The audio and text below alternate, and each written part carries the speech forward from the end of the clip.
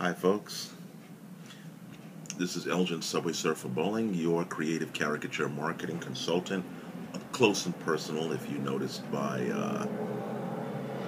how close the picture is, this broadcast is being brought to you by my morning coffee.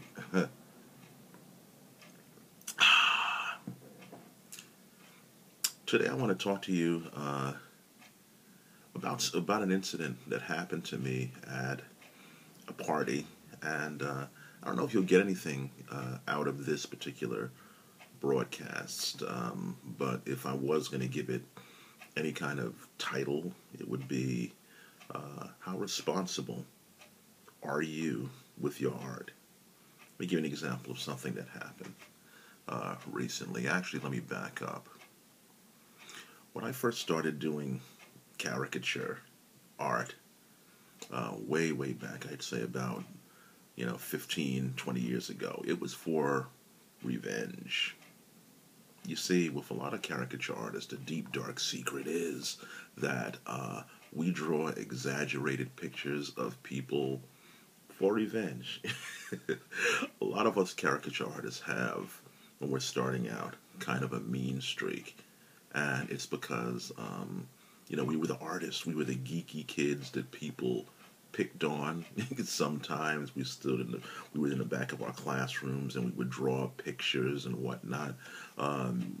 We were kind of, some of us, antisocial or lacked social skills. Kids used to pick on us, and art was our weapon. And I found out just from reviewing my own life and interviewing other caricature artists that the reason why a lot of us drew people exaggerated was a way of getting back. And the good thing about being a caricature artist was that we could actually now make fun of the cool people and get paid to do it.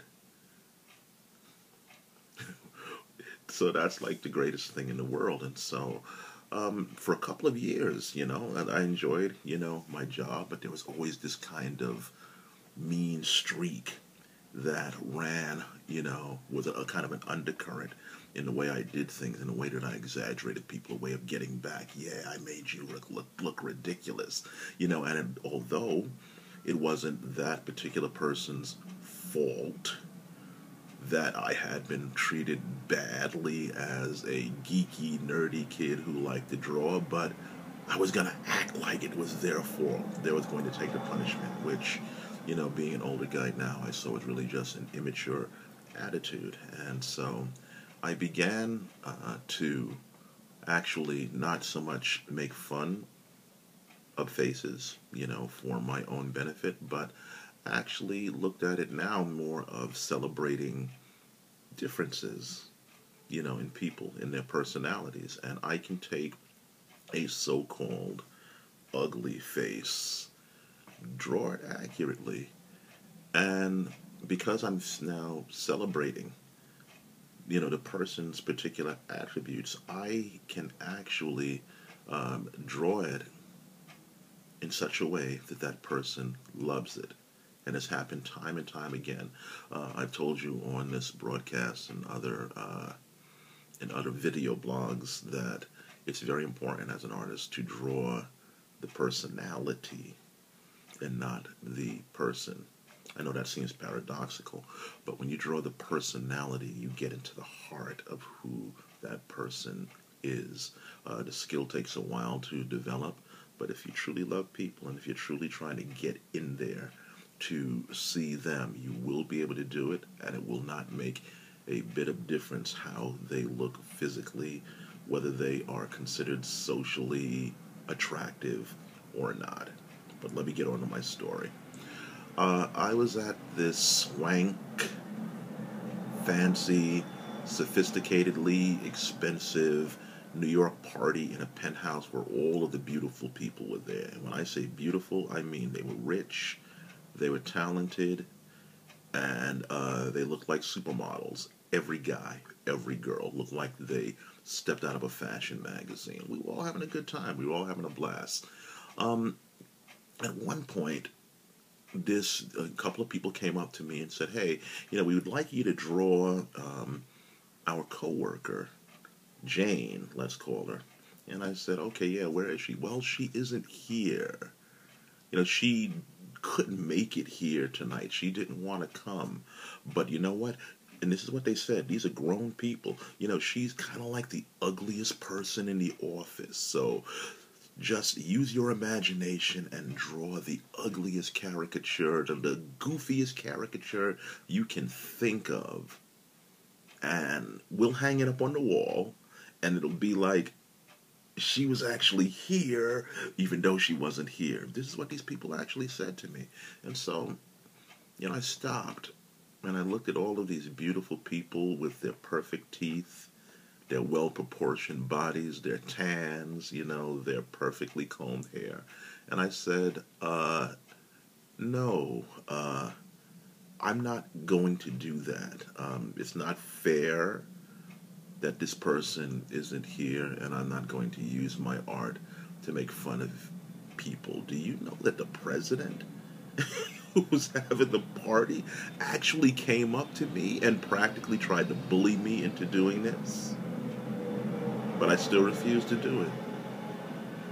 And I thought about it, after the party, and I said, no wonder this person didn't want to come to the party to share in the success with her colleagues,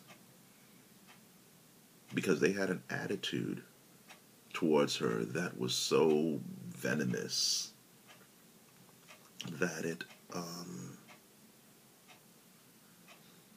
that she didn't even have to be there for them to be thinking negatively of her and wanting to stick it to her.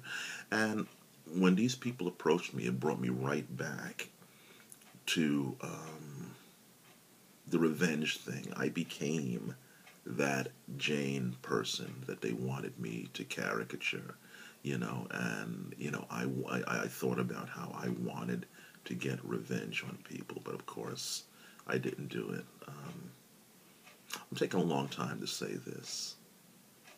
You can do anything you want as an artist. As an artist, you have more power than you think. And when I say more power, I mean power to literally, with one picture, to raise somebody's self-esteem, to make somebody's day, to make somebody feel good, to make somebody feel affirmed, attractive, or just to give them a good laugh. I hope that you use your power not in the tearing down of people, but in the service of people, to affirm them and make them feel good. This is a simple post, so all I've got to say, for this one, there's no drawing lesson.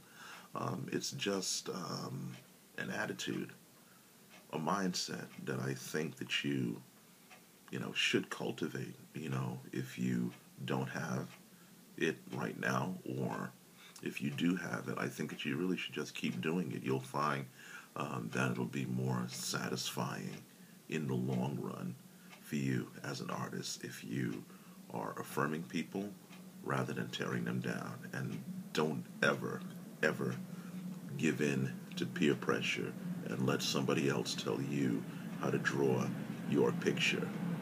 I didn't do it. I didn't get my usual tip or accolades, but you know what?